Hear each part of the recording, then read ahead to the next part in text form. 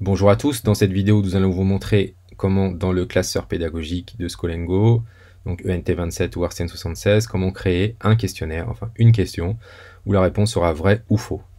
Voilà, donc voilà à quoi ça ressemble, hein. Une image ou une vidéo, l'élève va cocher, puis valider, et ensuite voilà, il aura un retour ici, et ensuite son score derrière. Allez, c'est parti, on y va. Bonjour à tous, dans ce tutoriel nous allons vous expliquer une deuxième activité du classeur pédagogique qui se trouve tout en bas et qui est le questionnaire avec uniquement deux réponses possibles, vrai ou faux. Donc j'ai cliqué sur ajouter l'activité, puis je clique sur vrai faux. Donc on peut utiliser un titre, par exemple ici mousqueton. Ensuite, on peut utiliser une image ou une vidéo que vous allez devoir avoir sur votre ordinateur. Donc je vais choisir ici une image, je clique sur le petit plus pour l'ajouter, et je clique sur choisir. Il faut que je rajoute absolument un texte alternatif au cas où l'image ne s'affiche pas. Or là, comme c'est une question vrai ou faux, je vais juste mettre image, hein, si je ne veux pas mettre la réponse directement. On peut éventuellement ajouter un texte de survol.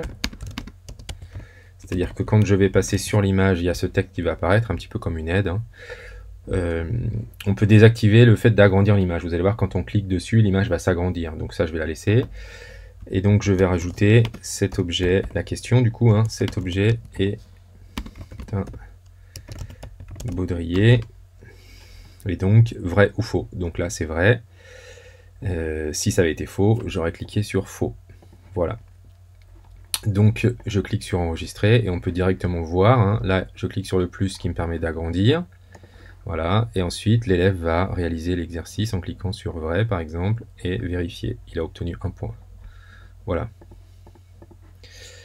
Donc je vais retourner ici pour la modifier pour voir un petit peu les différentes options qu'il reste, hein. Si je vais dans les options générales, on peut activer le bouton recommencer en cas d'erreur de la part de l'élève, hein. Activer le bouton voir la solution, donc ça c'est la même chose, c'est toujours en cas d'erreur. On peut rajouter un commentaire en fonction de la réponse, c'est-à-dire que si la réponse est correcte, on peut lui dire bravo par exemple, hein, et si c'est pas bon, on peut lui dire attention, et lui proposer une solution de remédiation éventuellement. Voilà. Après, dans les options, on peut choisir, on peut changer quelques items, hein. Par exemple, on ne veut pas vrai ou faux, mais on veut oui et non, oui ou non par exemple, et donc on peut remplacer vrai ou faux par oui et non. Voilà, par exemple. Après, pour le reste, il n'y a pas trop de changements à faire. Je clique sur enregistrer, je recommence. Si je clique sur faux et que je fais vérifier, voilà, j'ai le retour ici, attention.